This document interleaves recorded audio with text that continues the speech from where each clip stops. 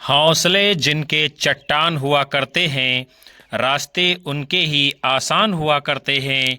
अरे नादान तो ना घबरा इन परेशानियों से, ये तो पल भर के मेहमान हुआ करते हैं, मेहमान हुआ करते हैं। सभी विद्यार्थियों को प्यार भरा नमस्कार। जय हिंद, वंदे मातरम। आप देख रहे हो दीपक लक्ष्य हब चैनल, जहां मेहनत की जाती है सिर्फ लक्ष्य के लिए। विद्यार्थियों, अपने हौसलों को चट्टान बना लीजिए। आपका लक्ष्य, आपकी मंजिल आपके कदम चूमेगी। कठिनाइयों से घबराते नहीं हैं, ये तो क्षण भर में समाप्त हो जाती हैं। चाह रखने वाले मंजिल को ताकते नहीं हैं, बढ़कर थाम लिया करते हैं। जिनके हाथों में हो वक्त की कलम, अपनी किस्मत खुद लिखा करते हैं। सफल होने के लिए सबसे अच्छा नहीं, बल्कि अपने आप से सच्चा और ईमानदार होना ज़्यादा ज़रूरी होता है। माना कि ज़िंदगी में हज़ार खामियां हैं, मगर मेहनत से खूबियां लाई जा सकती हैं। मुश्किल समय ही हमको मजबूत बनाता है। राह संघर्ष की जो चलता है, वो ही दुनिया को बदलता है। जिसने रातों से जंग जीती है, सूरज बनकर वही चमकता है।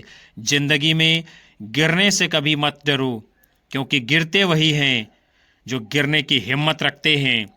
जब आप अपने सपनों को बढ़ाने की सोचते हैं, तो जिंदगी आपके साथ खड़ी हो जाती है। अपने सपनों को पूरा करने का वादा कीजिए और जुड़िए हमारे चैनल से। पहली बार विजिट किए हो तो सब्सक्राइब कर बेल आइकन दबाइए, ताकि आने वाली कक्षाएं आप तक पहुंचती रहें। सभी लोग एक बार कक्षा को लाइक कमेंट कर शेयर कर दीजिए और कक्षा को पूरा वॉच करिएगा। आज का पहला प्रश्न जो है आपके सामने है। क्या दिया गया है? पंक्तियां दी गई हैं और पूछा जा रहा है आपसे, इनका रचनाकार कौन है? सच्चा प्रेम वही है जिसकी तृप्ति आत्म बलि पर हो निर्भर। सच्चा प्रेम वही है जिसकी तृप्ति आत्म बलि पर हो निर्भर। त्याग बिना निष्प्राण प्रेम है, करो प्रेम पर प्राण निछावर।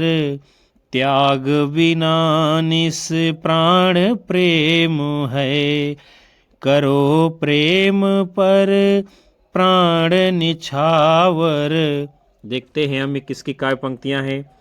माखनलाल चतुर्वेदी, बाल कृष्ण शर्मा नवीन, राम नरेश त्रिपाठी, श्रीधर पाठक। तो यह काव्य पंक्तियां राम नरेश त्रिपाठी जी की हैं, जिनमें वो लिखते हैं कि सच्चा अर्थात वास्तविक प्रेम, वास्तविक स्नेह, असली अनुराग वही माना जाएगा जिसमें क्या है? तृप्ति, यानी इच्छा की पूर्ति किसमें होनी चाहिए? आत्म बलि, अर्थात जो है अपने आप को बलिदान करने की भावना जिस प्रेम में हो। और जिस प्रेम में त्याग नहीं है, बलिदान नहीं है, वो प्रेम कैसा माना जाएगा? निष्प्राण माना जाएगा, अर्थात वो प्रेम निर्जीव और निष्क्रिय होगा। प्रेम में क्या है? अपने प्राणों को एक दूसरे के ऊपर न्यौछावर करने की प्रवृत्ति, अर्थात बलिदान होने की भावना होनी चाहिए। उसमें किसी का किसी से आयात निर्यात का भाव न हो, लेन देन का भाव न हो, वही प्रेम जो है सच्चा माना जाएगा। आपका अगला प्रश्न है, इनमें से कौन सा काव्य ग्रंथ मैथिली शरण गुप्त का काव्य ग्रंथ नहीं है? जय भारत, विष्णुप्रिया, द्वापर, मानसी। तो जो मानसी है, ये मैथिली शरण गुप्त जी का काव्य ग्रंथ नहीं है। और मानसी काव्य ग्रंथ के रचयिता कौन है? राम नरेश त्रिपाठी जी। राम नरेश त्रिपाठी जी के अन्य काव्य ग्रंथ जो हैं, मिलन 1917 ईस्वी में, पथिक 1920 ईस्वी में, स्वप्न 1929 ईस्वी में लिखा है। जबकि द्वापर, जय भारत, विष्णुप्रिया ये सभी काव्य ग्रंथ किसके हैं? मैथिली शरण गुप्त जी के। आपका प्रश्न है, राम तुम्हारा चरित स्वयं ही काव्य है, कोई कवि बन जाए सहज संभाव्य है, यह किस कवि ने कहा है? मैथिली शरण गुप्त, रामधारी सिंह दिनकर, महावीर प्रसाद द्विवेदी, अयोध्या सिंह उपाध्याय, हरिऔध। तो ये है काव्य पंक्तियाँ किसकी हैं? मैथिली शरण गुप्त जी की, जिसमें गुप्त जी क्या बताते हैं कि भगवान श्री राम का चरित्र ही ऐसा है कि कोई लिखता चला जाए और काव्य अर्थात कविता स्वयं ही बनती चली जाएगी। और कोई जो है सहज व्यक्ति भी क्या है, एक सहजता से कवि बन सकता है। आगे देखते हैं, ये पंक्तियाँ किसकी हैं? आपने देखा मैथिली शरण गुप्त जी की। और स्वानों को मिलता दूध भात, भूखे बच्चे अकुलाते हैं, माँ की हड्डी से चिपक ठिठुर, जाड़े की रात बिताते हैं। ये पंक्तियाँ किसकी हैं? रामधारी सिंह दिनकर जी की, जिसमें वो बताते हैं कि हमारे समाज में जो कुत्ते होते हैं, स्वान माने कुत्ता होता है, उनको जो है दूध भात खिलाया जाता है, बड़ी बड़ी महंगी महंगी गाड़ियों में चलते हैं, बड़े बड़े हॉस्पिटल और क्लिनिक में बड़े बड़े डॉक्टरों को उन्हें दिखाया जाता है। लेकिन हमारे समाज में, देश में एक तबका ऐसा है जिसको 2 जून की रोटी मैसर नहीं होती है, और तन ढकने के लिए कपड़ा नहीं है, रहने के लिए छत नहीं है। ऐसे बच्चे जो है अपनी माँ से चिपक करके अपनी जाड़े की रातों को बिताने का काम करते हैं। फिर पंक्तियाँ दी गई हैं, तुम ही अन्नदाता भारत के सचमुच, बैलराज महाराज। किसने लिखा है? महावीर प्रसाद द्विवेदी जी ने। और आगे पंक्तियाँ दी गई हैं, दिवस का अवसान समीप था, गगन था कुछ लोहित हो चला, तर शिखा पर थी अब राजती, कमलिनी कुल वल्लभ की प्रभा। ये पंक्तियाँ जो है अयोध्या सिंह उपाध्याय जी के प्रिय प्रवास महाकाव्य से ली गई हैं। आपका अगला प्रश्न है, निम्नलिखित में से किस प्रबंध काव्य की रचना इस उद्देश्य से हुई है कि उर्मिला काव्य की उपेक्षिता न रह जाए? गुरुकुल, साकेत, रंग में भंग, पंचवटी। तो इनमें से साकेत महाकाव्य की रचना जो है उर्मिला को महत्व देने के उद्देश्य से की गई है। और साकेत यह महाकाव्य है, कब लिखा गया था? 1931 ईस्वी में। और किसकी रचना है ये? मैथिली शरण गुप्त जी की।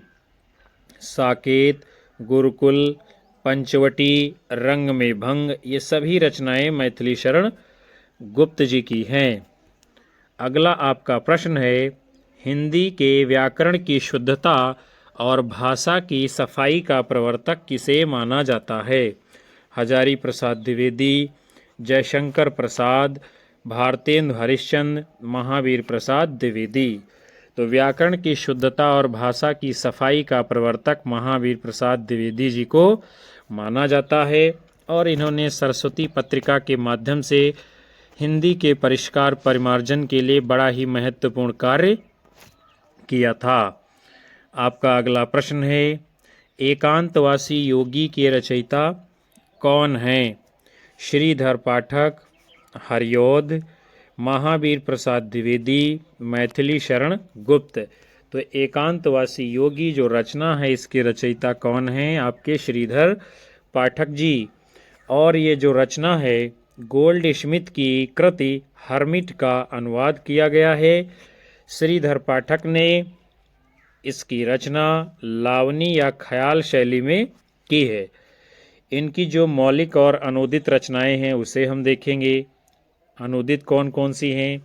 गडरिये एवं दार्शनिक, एकांतवासी योगी, उजड़ ग्राम, श्रांत पथिक, ऋतु संहार आदि।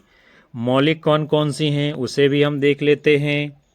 वनाष्टक, देहरादून, भारत गीत, जगत सच्चाई सार, स्वर्गीय वीणा, धन विजय, सांध्य अटन, गुणवंत, हेमंत, ये सभी रचनाएं श्रीधर पाठक जी की मौलिक प्रतिभा की उपज हैं। आपका अगला प्रश्न है, द्विवेदी युग में समस्या पूर्ति का केंद्र कौन सा शहर था? कानपुर, लखनऊ, वाराणसी, इलाहाबाद। तो भारतीय युग में जो है समस्या पूर्ति का केंद्र काशी बनारस था, और द्विवेदी युग में भी समस्या पूर्ति थोड़ा बहुत लिखी जाती थी, तो उसका केंद्र कहाँ था? कानपुर में। महावीर प्रसाद द्विवेदी ने गद्य और पद्य दोनों में खड़ी बोली में सामान्य बोलचाल की भाषा को प्राथमिकता देने की वकालत की। द्विवेदी जी के काव्य संग्रह कौन कौन से हैं? काव्य मंजूषा, सुमन, कान्यकुब्ज अबला विलाप, देवी स्तुति शतक, कान्य कुब्जावली व्रतम इत्यादि। आगे बढ़ते हैं। आपका अगला प्रश्न है, कवि सम्राट की उपाधि किसे दी गई थी? राम नरेश त्रिपाठी, बद्री नारायण चौधरी प्रेमधन, श्रीधर पाठक, अयोध्या सिंह उपाध्याय, हरिऔध। तो अयोध्या सिंह उपाध्याय हरिऔध जी को कवि सम्राट की उपाधि दी गई थी। डॉक्टर गणपत चंद्र गुप्त जी ने हरिऔध को आधुनिक काल का सूरदास कहा है। और हरिऔध की जो रचना है प्रिप्रवास, इसको खड़ी बोली हिंदी का प्रथम महाकाव्य माना जाता है। और कब लिखा गया था ये? 1914 ईस्वी में।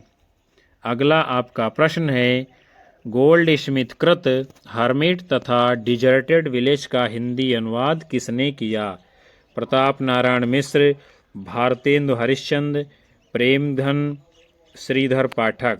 तो गोल्ड स्मिथ की रचना हर्मिट तथा डिजर्टेड विलेज का हिंदी अनुवाद श्रीधर पाठक जी ने किया था।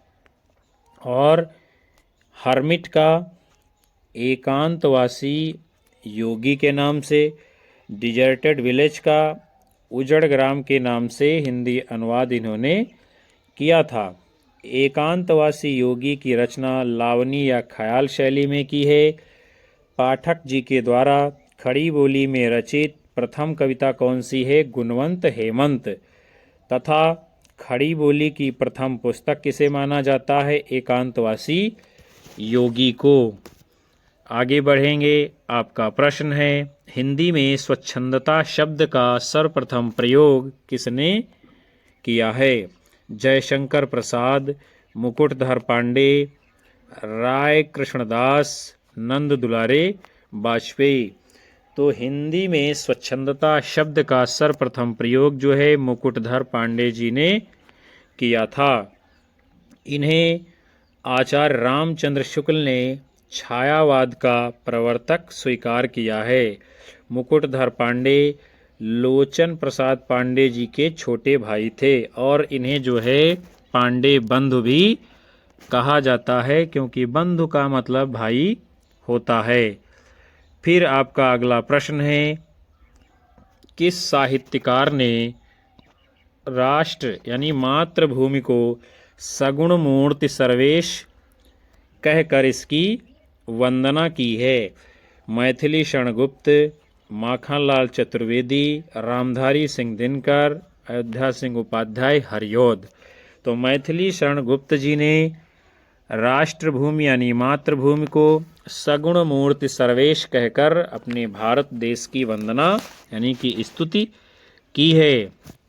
और मैथिली शरण गुप्त जी ने मातृभूमि कविता में लिखा है कि हे मातृभूमि तू सत्य ही सगुण मूर्ति सर्वेश की, जिसकी रज में लोट लोट कर बड़े हुए हैं। बहुत ही महत्वपूर्ण ये पंक्तियाँ लिखी हैं। आपका अगला प्रश्न है, प्रकाशन वर्ष के अनुसार मैथिली शरण गुप्त की रचनाओं का सही कालक्रम किस विकल्प में है? भारत भारती, यशोधरा, साकेत, विष्णुप्रिया, विष्णुप्रिया, भारत भारती, साकेत, यशोधरा, भारत भारती, विष्णुप्रिया, साकेत, यशोधरा, भारत भारती, साकेत, यशोधरा, विष्णुप्रिया। तो प्रकाशन वर्ष के अनुसार मैथिली शरण गुप्त जी की रचनाओं का जो सही कालक्रम है वो है आपका विकल्प डी, यानी सबसे पहले भारत भारती लिखी गई, फिर साकेत महाकाव्य, फिर यशोधरा, उसके बाद में विष्णुप्रिया। आगे चलते हैं, इन रचनाओं का प्रकाशन वर्ष हम देखेंगे। भारत भारती 1912 ईस्वी में, साकेत 1931 ईस्वी में, यशोधरा 1932 ईस्वी में और विष्णुप्रिया 1957 ईस्वी में लिखा था। आपका अगला प्रश्न है, राम नरेश त्रिपाठी जी द्वारा संकलित संपादित कविता कौमुदी संग्रह से संबंधित कौन सा कथन सही नहीं है, उसे आपको बताना है। यह संग्रह 10 खंडों में विभक्त है। गलत। इसमें हिंदी और उर्दू की कविताएं संकलित हैं, सही है। बांग्ला और संस्कृत की कविताओं को भी संग्रह में सम्मिलित किया गया है, सही है। इसके एक भाग में ग्राम गीतों का भी संग्रह किया गया है, ये भी सही है। तो गलत क्या है? यही आपका उत्तर है, विकल्प ए। यह संग्रह 10 खंडों में विभक्त है। आगे चलते हैं, यानी यह संग्रह जो है 10 नहीं बल्कि 8 खंडों में विभाजित है। कविता कौमुदी में 15,000 से अधिक लोकगीतों का संग्रह किया है, जिन्हें त्रिपाठी जी ने 1925 से 1930 के बीच अवध के गांव-गांव में घूमकर संग्रह करने का काम किया था। इसमें सोहर हैं, कजरी, बिरहा, होरी, मेला गीत, विवाह गीत, विदाई गीत इत्यादि शामिल किए गए हैं। आपका अगला प्रश्न है, चींटी से लेकर हाथी पर्यंत पशु, भिक्षु से लेकर राजा पर्यंत मनुष्य, बिंदु से लेकर समुद्र पर्यंत जल, अनंत आकाश, अनंत पृथ्वी, अनंत पर्वत सभी पर कविता हो सकती है। उक्त कथन किस विद्वान का है? महावीर प्रसाद द्विवेदी, हजारी प्रसाद द्विवेदी, रामचंद्र शुक्ल, बाबू गुलाब राय। तो ये कथन जो है किसका है? महावीर प्रसाद द्विवेदी जी का। आगे बढ़ते हैं, आपका अगला प्रश्न है, भारत भारती की रचना का उद्देश्य क्या है? अतीत से प्रेरणा ग्रहण करना? नहीं। वर्तमान को सार्थक करना? नहीं। भविष्य का निर्माण करना? नहीं। फिर सही क्या है? इनमें से सभी, यानी अतीत से प्रेरणा ग्रहण करना, वर्तमान को सार्थक बनाना और भविष्य का निर्माण करना, ये सभी उद्देश्य जो है भारत भारती रचना में मैथिली शरण गुप्त जी ने पिरोए थे।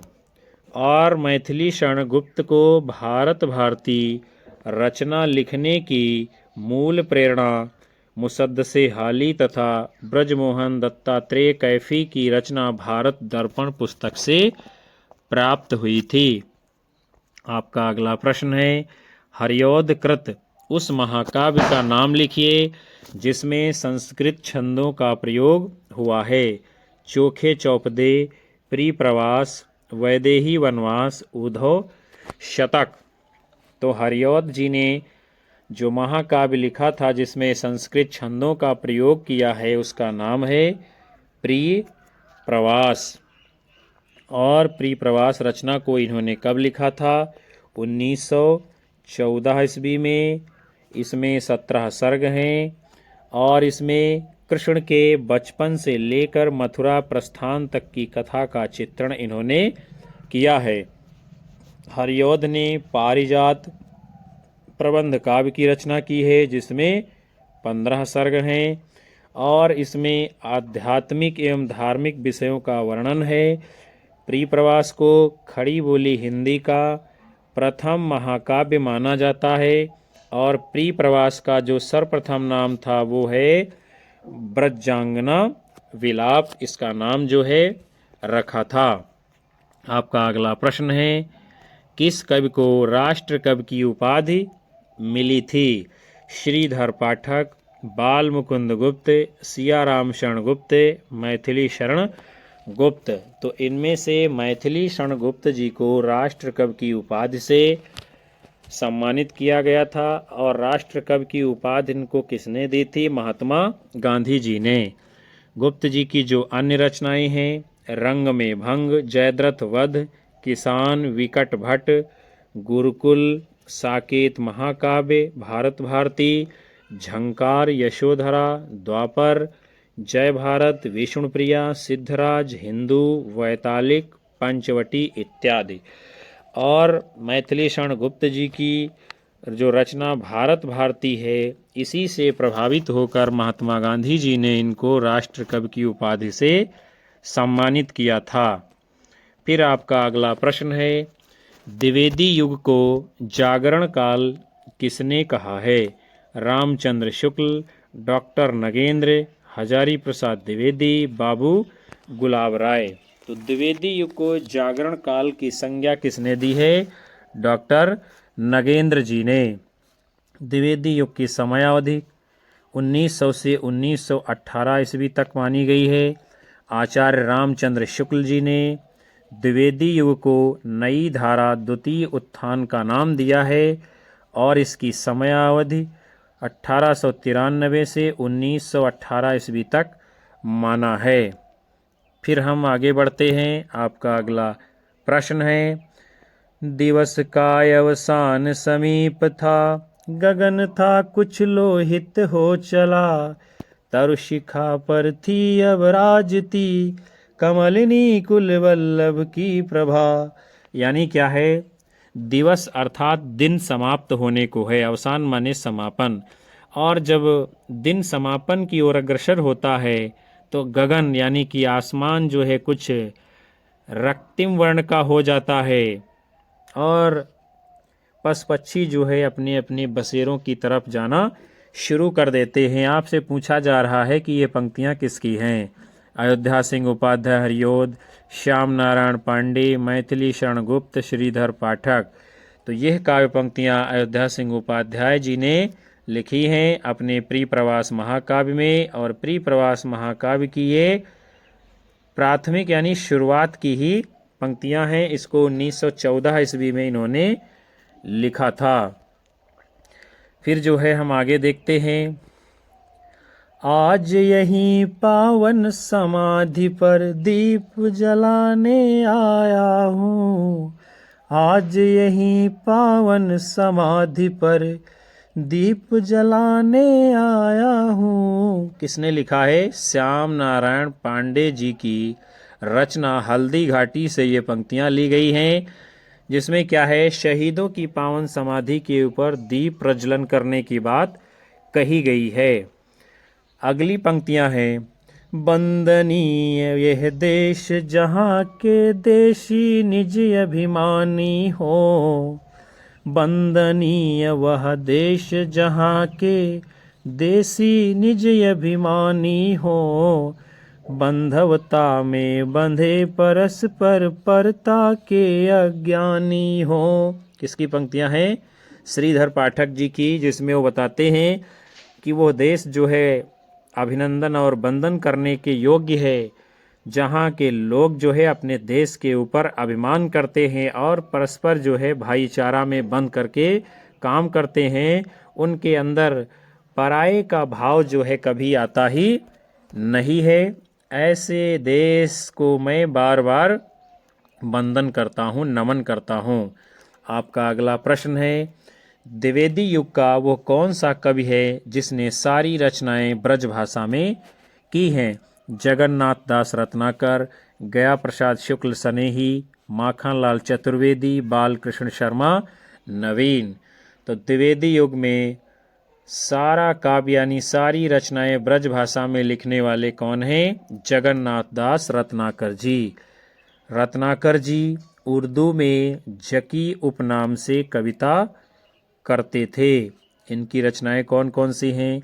गंगा अवतरण, उद्धव शतक, हरिश्चंद्र, हेंडोला, श्रृंगार लहरी, कलकाशी, वीराष्टक इत्यादि। ये सभी रचनाएं किस भाषा में हैं? ब्रज भाषा में। आपका अगला प्रश्न है, जयद्रथ वध रचना किसकी है? प्रसाद की, निराला जी की, दिनकर की, मैथिली शरण गुप्त की। तो जयद्रथ वध ये रचना किसने लिखी है? मैथिली शरण गुप्त जी ने। इनकी अन्य रचनाएं हैं रंग में भंग, किसान, विकट भट्ट, गुरुकुल, साकेत, भारत भारती, झंकार, यशोधरा, द्वापर, जय भारत, विष्णुप्रिया, हिंदू, वैतालिक, पंचवटी इत्यादि। साकेत महाकाव्य है और भारत भारती रचना के ऊपर जो है महात्मा गांधी जी ने इनको राष्ट्र कवि की उपाधि से विभूषित किया था। आपका अगला प्रश्न है माइकल मधुसूदन दत्त की रचना मेघनाद वध का हिंदी अनुवाद किसने किया? मैथिली शरण गुप्त, रामचंद्र शुक्ल, बालकृष्ण भट्ट, महावीर प्रसाद द्विवेदी। तो माइकल मधुसूदन दत्त की रचना मेघनाद वध का हिंदी में अनुवाद जो है मैथिली शरण गुप्त जी ने किया है। और मैथिली शरण गुप्त इनका उपनाम क्या था? मधुप। इनके अनुदित जो काव्य हैं जैसे कि प्लासी का युद्ध, मेघनाद वध, वृत्त संहार इत्यादि। फिर हम आगे बढ़ते हैं। आपका अगला प्रश्न है काव्य मंजूषा के रचयिता कौन हैं? मैथिली शरण गुप्त, प्रताप नारायण मिश्र, बाल मुकुंद गुप्त और महावीर प्रसाद द्विवेदी। तो काव्य मंजूषा रचना किसकी है? ये महावीर प्रसाद द्विवेदी जी की। इनके अन्य काव्य संग्रह कौन कौन से हैं? सुमन, कान्यकुब्ज अबला विलाप, देवी स्तुत शतक, कान्यकुब्जावली, व्रतम। और महावीर प्रसाद द्विवेदी जी की एक बहुत ही प्रसिद्ध कविता है, उसका नाम क्या है? सरगव नरक ठिकाना नाहि। आगे बढ़ेंगे। आपका अगला प्रश्न है निम्न में से कौन सी रचना मैथिली शरण गुप्त जी की नहीं है? प्रिप्रवास, रंग में भंग, जयद्रथ वध, पंचवटी। तो जो रचना मैथिली शरण गुप्त की नहीं है उसका नाम क्या है? प्रिप्रवास। और प्रिप्रवास फिर किसने लिखा है? अयोध्या सिंह उपाध्याय हरिऔध जी ने। इसको खड़ी बोली हिंदी का प्रथम महाकाव्य माना जाता है। प्रिप्रवास का सर्वप्रथम नाम ब्रजांगना विलाप था और यह संपूर्ण काव्य संस्कृत के वर्णवृत्तों पर आधारित है। रंग में भंग, पंचवटी, जयद्रथ वध ये सभी रचनाएं मैथिली शरण गुप्त जी की हैं। फिर आपका प्रश्न है निम्न में से कौन सी रचना राम नरेश त्रिपाठी जी की नहीं है? पथिक, स्वप्न, श्रांत पथिक, मिलन। तो इनमें से श्रांत पथिक रचना राम नरेश त्रिपाठी जी की नहीं है। श्रांत पथिक रचना किसकी है? श्रीधर पाठक जी की। और पथिक, स्वप्न, मिलन ये सभी रचनाएं किसकी हैं? राम नरेश त्रिपाठी जी की। आपका अगला प्रश्न है अयोध्या सिंह उपाध्याय हरिऔध का प्रसिद्ध काव्य है यानी कौन है इनमें से? कामायनी, प्रिप्रवास, कुरुक्षेत्र, साकेत। तो इनमें से अयोध्या सिंह उपाध्याय हरिऔध जी का जो प्रसिद्ध काव्य ग्रंथ है उसका नाम क्या है? प्रिय प्रवास। इसका प्रकाशन कब होता है? 1914 ईस्वी में। और इसको खड़ी बोली हिंदी का प्रथम महाकाव्य कहा जाता है। और जो अन्य रचनाएं हैं जैसे कि कामायनी महाकाव्य जयशंकर प्रसाद जी ने लिखा है, कुरुक्षेत्र रचना ये काव्य संग्रह रामधारी सिंह दिनकर की है, साकेत महाकाव्य मैथिली शरण गुप्त जी ने लिखा है। आपका अगला प्रश्न है इनमें से मैथिली शरण गुप्त जी की रचना नहीं है? भारत भारती, जयद्रथ वध, प्रेम पथिक, यशोधरा। तो प्रेम पथिक जो रचना है ये मैथिली शरण गुप्त जी की नहीं है। ये रचना किसकी है? छायावादी कवि जयशंकर प्रसाद जी की। जबकि भारत भारती, जयद्रथ वध, यशोधरा ये सभी रचनाएं मैथिली शरण गुप्त जी की हैं। आपका अगला प्रश्न है शुक्ल जी के अनुसार मैथिली शरण गुप्त जी हैं यानी क्या हैं? राष्ट्रवादी कवि, जन कवि, कवि सम्राट, सामंजस्यवादी कवि। तो आचार्य रामचंद्र शुक्ल जी मैथिली शरण गुप्त जी को सामंजस्यवादी कवि मानते हैं। और मैथिली शरण गुप्त ने स्वयं को कौटुंबिक कवि मात्र कहा है। कौटुंबिक का मतलब होता है पारिवारिक कवि। इन्हें भारत भारती रचना लिखने पर महात्मा गांधी जी ने राष्ट्र कवि की उपाधि से विभूषित किया था और कवि सम्राट अयोध्या सिंह उपाध्याय हरिऔध जी को दी गई उपाधि है। आगे चलते हैं। प्रश्न है आपका, गुप्त जी वास्तव में सामंजस्यवादी कवि हैं। प्रतिक्रिया का प्रदर्शन करने वाले अथवा मद में झूमने वाले कवि नहीं। मैथिली शरण गुप्त पर यह मंतव्य किस विचारक का है? रामचंद्र शुक्ल, रामस्वरूप चतुर्वेदी, डॉक्टर नगेंद्र रामधारी सिंह दिनकर। तो गुप्त जी वास्तव में सामंजस्यवादी कवि हैं। प्रतिक्रिया का प्रदर्शन करने वाले अथवा मद में झूमने वाले कवि नहीं हैं। ये कथन जो है मैथिली शरण गुप्त जी के बारे में आचार्य रामचंद्र शुक्ल जी ने दिया है। और मैथिली शरण गुप्त ने स्वयं को कौटुंबिक कवि कहा है और महात्मा गांधी ने इनको भारत भारती रचना के ऊपर राष्ट्र कवि की उपाधि से विभूषित किया था। फिर आपका है प्रश्न, मैथिली शरण गुप्त की निम्नलिखित रचनाओं में से कौन सी अनूदित है, मौलिक नहीं? पंचवटी, जय भारत, मेघनाद वध, नहुस। तो इनमें से जो मेघनाद वध रचना है इसका जो है मैथिली शरण गुप्त जी ने अनुवाद किया था। इनकी दो अन्य रचनाएं हैं जिनको अनुवादित किया गया है, प्लासी का युद्ध, वृत्त संहार आदि।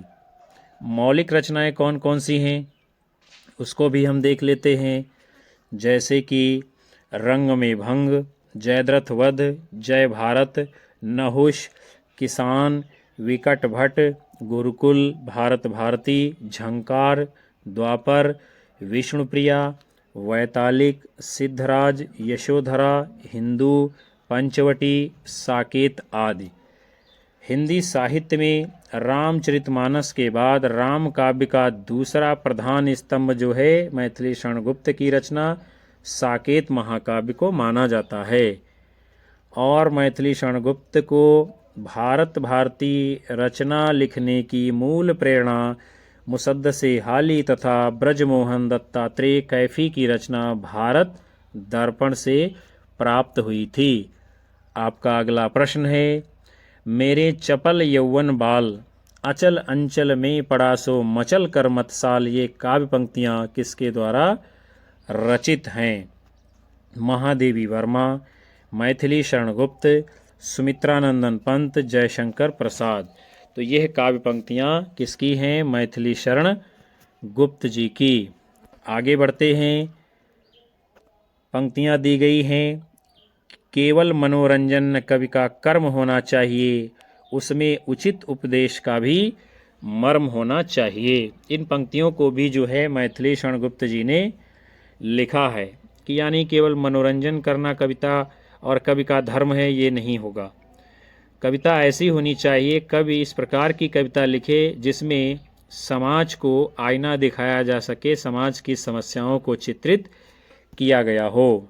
आगे बढ़ेंगे। आपका अगला प्रश्न है, मधुप उपनाम से काव्यानुवाद करने वाले निम्नलिखित में से कौन हैं? महावीर प्रसाद द्विवेदी, मैथिली शरण गुप्त, माखनलाल चतुर्वेदी, भारतेंदु हरिश्चंद्र। तो मधुप उपनाम से काव्यानुवाद करने वाले कवि कौन हैं? मैथिली शरण गुप्त जी। और मैथिली शरण गुप्त ने बांग्ला कवि, कौन है बांग्ला के कवि? माइकल मधुसूदन दत्त की रचनाओं का अनुवाद किया है। और मैथिली शरण गुप्त को महात्मा गांधी जी ने भारत भारती रचना के लिए राष्ट्र कवि की उपाधि से सम्मानित किया था। मैथिली शरण गुप्त ने अपने को कौटुंबिक कवि कहा है और गुप्त जी को हर गीतिका छंद का बादशाह कहा जाता है। ये बहुत ही महत्वपूर्ण प्रश्न है, बार बार पूछा जाता है कि हरगीतिका छंद का बादशाह किसको कहा जाता है? तो मैथिली शरण गुप्त जी को। आपका अगला प्रश्न है, राम तुम मानव हो ईश्वर नहीं हो क्या, विश्व में रमे हुए नहीं सभी कहीं हो क्या, तब मैं निरीश्वर हूँ ईश्वर क्षमा करे, तुम न रमो तो मन तुम में रमा करे। आधुनिक दृष्टिकोण से प्रेरित मैथिली शरण गुप्त ने राम के विषय में यह काव्योक्ति किस ग्रंथ में लिखी है? तो किस में लिखी है देखते हैं हम। पंचवटी, साकेत, नहुष, विष्णुप्रिया। तो यह काव्य पंक्तियां जो है मैथिली शरण गुप्त जी ने साकेत महाकाव्य में लिखी हैं। आगे बढ़ते हैं। पंचवटी, नहुष, विष्णुप्रिया ये सभी मैथिली शरण गुप्त जी की रचनाएं हैं। आपका अगला प्रश्न है, दिवस का अवसान समीप था, गगन था कुछ लोहित हो चला, तरुशिखा पर थी अब राजती, कमलिनी कुल वल्लभ की प्रभा। इन काव्य पंक्तियों का आशय क्या है, यानी क्या मतलब है? सूर्यास्त हो गया था, गलत है। आसमान में लालिमा फैलने लगी थी, सही है। चिड़िया अपने नीड़ों में विश्राम कर रही थी, यानी गलत है। पेड़ों की फुनगियों पर सूरज की आखिरी किरणें विराजमान थी, सही है। यानी 2 और 4 अर्थात बी और डी बात सही है, जिसमें वही आपका सही उत्तर होगा। तो आपका जो सही कूट है वो है विकल्प बी। यही 2 बातें इन पंक्तियों के संदर्भ में सही पाई गई हैं। आपका अगला प्रश्न है, भारत भारती के संबंध में कौन से कथन सही हैं, उसे आपको बताना है। चलिए देखते हैं। भारत भारती की रचना मुसद्दसे मुद्दो जजे इस्लाम की प्रेरणा से हुई है, ये क्या है आपकी बात? सही है। राष्ट्रीय सांस्कृतिक चेतना जगाने में यह कृत विफल रही है, गलत है। विफल नहीं, ये जो है सफल रही है। गुप्त जी भारत दर्पण के लेखक ब्रजमोहन दत्तात्रेय कैफी से प्रभावित थे, ये भी बात सही है। इसमें आद्यंत भारत की दयनीय स्थिति का चित्रण किया गया है, नहीं। आद्यंत अर्थात शुरू से लेकर अंत तक भारत की दयनीय स्थिति का वर्णन इसमें नहीं हुआ है, अर्थात ए और सी 2 बातें सही हैं भारत भारती रचना के संबंध में। तो इसका सही उत्तर क्या होगा वो हम आगे देख लेते हैं। आपका विकल्प ए जो है कूट इसका सही होगा। बढ़ेंगे हम आगे। आपका अगला प्रश्न है, अच्छी हिंदी बस एक ही व्यक्ति लिखता था, यह कथन किस आलोचक के बारे में कहा गया है? हजारी प्रसाद द्विवेदी ने निराला के बारे में, गलत है। महावीर प्रसाद द्विवेदी ने बाल मुकुंद गुप्त के बारे में, सही है। रामचंद्र शुक्ल ने जयशंकर प्रसाद के बारे में, गलत है। नंद दुलारे वाजपेयी ने महावीर प्रसाद द्विवेदी के बारे में, ये भी क्या है? गलत है। तो जो सही उत्तर है कि अच्छी हिंदी बस एक ही व्यक्ति लिखता था, यह बात महावीर प्रसाद द्विवेदी जी ने बाल मुकुंद गुप्त के बारे में कही थी। फिर आपका अगला प्रश्न है, द्विवेदी युगीन कविता की मुख्य प्रवृत्तियाँ कौन सी हैं? प्रवृत्तियाँ मतलब लक्षण या विशेषताएं। समाज सुधार, तो ये क्या है? प्रवृत्ति थी। गीत काव्य की प्रचुरता, नहीं। और स्वच्छंदता, नहीं। इतिवृत्तात्मकता, ये भी थी। यानी 2 प्रवृत्तियाँ इनमें से सही पाई गई हैं द्विवेदी युगीन कविता के विषय में। तो सही उत्तर आपका कौन सा है? ए और डी, अर्थात समाज सुधार और इति वृत्तात्मकता। आगे बढ़ेंगे। डॉक्टर नगेंद्र ने द्विवेदी युग को क्या नाम दिया था? जागरण सुधार काल। और इसकी समयावधि क्या है? 1900 से 1918 ईस्वी तक। आचार्य रामचंद्र शुक्ल जी ने द्विवेदी युग को नई धारा अर्थात द्वितीय उत्थान के नाम से पुकारा है। और शुक्ल जी ने समयावधि जो मानी है सन 1893 से 1918 ईस्वी तक। खड़ी बोली हिंदी के विकास में आचार्य महावीर प्रसाद द्विवेदी का महत्वपूर्ण योगदान है और इस युग का नाम आचार्य महावीर प्रसाद द्विवेदी के नाम पर द्विवेदी युग रखा गया है। आपका अगला प्रश्न है, निम्नलिखित में से कौन से युग्म सही हैं वो आपको बताने हैं। कौन कौन से सही हैं, तो चलिए हम देख लेते हैं इनमें कौन कौन से युग्म आपके सही पाए गए हैं। पहला है आपका विष्णुप्रिया, जो कि खंड काव्य है, यानी ये सही है। फिर दूसरा है आपका सिद्धराज, ये भी खंड काव्य है, सही है। फिर तीसरा है साकेत महाकाव्य, ये महाकाव्य है, ये भी क्या है, सही है। इस प्रकार आपका जो उत्तर सही होगा विकल्प सी, अर्थात 1, 2 और 3, ये बातें सही पाई गई हैं। विष्णुप्रिया खंड काव्य है, सिद्धराज खंड काव्य है और साकेत महाकाव्य है। आगे बढ़ते हैं। आपका अगला प्रश्न है, हिंदी में ऋतु संहार के रचयिता कौन हैं? भारतेंदु हरिश्चंद्र जी, गुरुभक्त सिंह जी, ठाकुर जगमोहन सिंह जी, श्रीधर पाठक जी। तो हिंदी में ऋतु संहार के नाम से रचना किसने लिखी है? इनमें से श्रीधर पाठक जी ने। और श्रीधर पाठक जी खड़ी बोली के प्रथम स्वच्छंदतावादी कवि कहे जाते हैं।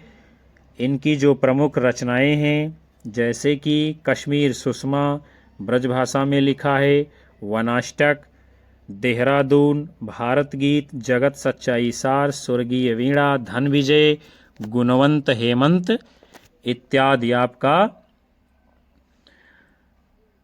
आगे व्याख्या क्या है? भारतेंदु हरिश्चंद्र जी की जो प्रमुख रचनाएं हैं, जैसे कि भक्ति सर्वस्व, प्रेम मालिका, कार्तिक स्नान, प्रेम सरोवर आदि। ठाकुर जगमोहन सिंह जी की प्रमुख रचनाएं, प्रेम संपत्ति लता 1885 ईस्वी, श्यामा लता 1885 ईस्वी, श्यामा सरोजनी 1886 ईस्वी, देवयानी 1886 ईस्वी में लिखा है। ये सभी रचनाएं किसकी हैं? ठाकुर जगमोहन सिंह जी की। फिर आपका प्रश्न है, निम्नलिखित में से कौन सी रचना गया प्रसाद शुक्ल सनेही जी की नहीं है? प्रेम पचीसी, स्वप्न, कुसुमांजलि, कृषिक क्रंदन। तो इनमें से जो स्वप्न आप देख रहे हैं, यह रचना गया प्रसाद शुक्ल सनेही जी की नहीं है। फिर स्वप्न को किसने लिखा है? राम नरेश त्रिपाठी जी ने। और कब लिखा है? 1929 ईस्वी में। राम नरेश त्रिपाठी की अन्य रचनाएं, मिलन 1917 में, पथिक 1920 में, मानसी 1927 में, कविता कौमुदी आदि। जबकि प्रेम पचीसी, कुसुमांजलि, कृषक क्रंदन, राष्ट्रीय वीणा, करुणा कादम्बिनी, त्रिशूल तरंग, ये सभी रचनाएं गया प्रसाद शुक्ल सनेही जी की हैं। आपका अगला प्रश्न है, द्विवेदी युग का नामकरण किया गया है, यानी किसके नाम पर किया गया है? आचार्य हजारी प्रसाद द्विवेदी के नाम पर, शांतिप्रिय द्विवेदी के नाम पर, महावीर प्रसाद द्विवेदी के नाम पर, सोहनलाल द्विवेदी के नाम पर। तो द्विवेदी युग का नामकरण जो है आपके आचार्य महावीर प्रसाद द्विवेदी जी के नाम पर किया गया था। और आचार्य महावीर प्रसाद द्विवेदी जी ने गद्य और पद्य यानी दोनों के लिए खड़ी बोली में सामान्य बोलचाल की भाषा को प्राथमिकता देने की वकालत की थी। इनके द्वारा रचित, अनुदित और मौलिक, यानी जिनका इन्होंने अनुवाद किया है, और इनकी मूल रचनाएं कुल मिलाकर 80 ग्रंथ माने गए हैं। जो प्रमुख काव्य संग्रह हैं इनके, काव्य मंजूषा, सुमन, कान्यकुब्ज, अबला विलाप आदि। फिर आपका प्रश्न है, जगत सच्चाई सार कविता के रचयिता कौन हैं? नाथूराम शर्मा, देवी दत्त शुक्ल, श्रीधर पाठक, इनमें से कोई नहीं। तो जगत सच्चाई सार ये कविता किसकी है? श्रीधर पाठक जी की। कश्मीर सुषमा, देहरादून, भारत गीत इत्यादि रचनाएं भी द्विवेदी युग के स्वच्छंदतावादी कवि श्रीधर पाठक जी की काव्य कृतियां हैं। और इनके जो अनुदित और मूल रचनाएं लिखी हैं इन्होंने, वो कौन कौन सी हैं देखते हैं हम। जैसे कि shepherd and philosopher, gold Smith की रचना, अनुवाद किया है गडरिये और दार्शनिक शीर्षक के नाम से। हर्मिट, गोल्ड स्मिथ की रचना, एकांतवासी योगी के नाम से अनुवाद किया। डिजर्टेड विलेज का गोल्ड स्मिथ की रचना, उजड़ग्राम के नाम से अनुवाद किया। द ट्रेवलर, गोल्ड स्मिथ की रचना, श्रांत पथिक के नाम से अनुवाद किया। ऋतुसंहार, ये कालिदास की रचना है, ऋतुसंहार के नाम से इसका अनुवाद किया था। फिर आपका अगला प्रश्न है, हिंदी में स्वच्छंदतावाद का कवि कौन कहा जाता है?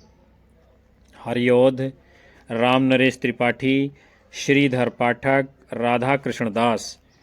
तो स्वच्छंदतावाद के जो कवि हैं उनका नाम क्या है? श्रीधर पाठक जी।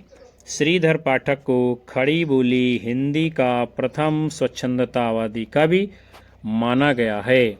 इनकी जो प्रमुख रचनाएं हैं उसको भी हम देखेंगे। सबसे पहले है मौलिक रचनाएं, वनाष्टक, देहरादून, भारत गीत, जगत सच्चाई सार, स्वर्गीय वीणा, सांध्य अटन, गुणवंत, हेमंत इत्यादि। अनुदित रचनाएं कौन कौन सी हैं? गडरिये और दार्शनिक, एकांतवासी योगी, उजड़ग्राम, श्रांत पथिक, ऋतुसंहार इत्यादि। फिर हम आगे बढ़ेंगे। आपका अगला प्रश्न है, निम्नलिखित में से कौन सी रचना अयोध्या सिंह उपाध्याय हरिऔध जी की नहीं है? विचित्र विवाह, वैदेही वनवास, चोखे चौपदे, चुभते चौपदे। तो जो रचना इनमें से अयोध्या सिंह उपाध्याय हरिऔध जी की नहीं है उसका नाम है विचित्र विवाह। अयोध्या सिंह उपाध्याय जी के जो प्रमुख काव्य ग्रंथ हैं उसको हम देख लेते हैं। प्रिप्रवास, हरिऔध सतसई, मर्म स्पर्श, कल्पलता, कृष्ण शतक, प्रेम प्रपंच, रसिक रहस्य, प्रेमाम्बु वारिधि, प्रेमाम्बु प्रवाह, फूल पत्ते, ग्राम गीत, वैदेही वनवास, पद्य प्रसून, चुभते चौपदे, चोखे चौपदे, पारिजात, बोलचाल, रसगलस, ये जो है रीति ग्रंथ है। और जो आपने देखा था विचित्र विवाह, ये जो है रचना किसकी है? रामचरित उपाध्याय जी की। आगे बढ़ेंगे। आपका अगला प्रश्न है, द्विवेदी युग का वो साहित्यकार जिन्हें कविता कामिनी कांत, भारतेंदु, प्रगेंदु, साहित्य सुधाकर उपाधियों से विभूषित किया गया था। नाथूराम शर्मा शंकर, भारतेंदु हरिश्चंद्र, रामधारी सिंह दिनकर, सूर्यकांत त्रिपाठी निराला। तो द्विवेदी युग में कविता कामिनी कांत, भारतेंदु, प्रज्ञेंदु, साहित्य सुधाकर, ये सभी उपाधियां किसको दी गई थीं? नाथूराम शर्मा शंकर जी को। इनके द्वारा रचे गए जो काव्य ग्रंथ हैं कौन कौन से?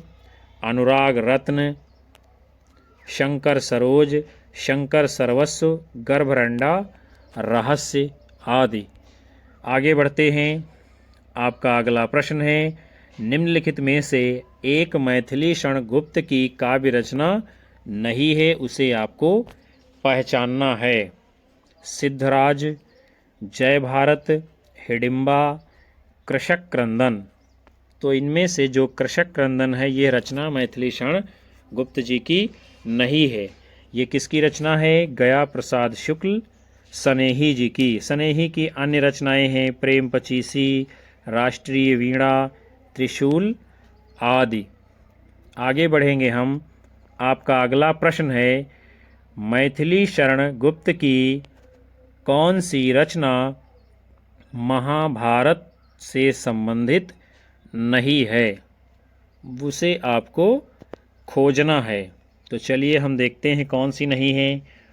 वन वैभव, इसमें क्या है? महाभारत से कथा ली गई है। वक संहार महाभारत की कथा है। शैरंध्री महाभारत की कथा है। जो महाभारत से संबंधित रचना नहीं है मैथिली क्षण गुप्त जी की, उसका नाम क्या है? शक्ति। तो विद्यार्थियों, हम आज की कक्षा यहीं पर समाप्त करते हैं।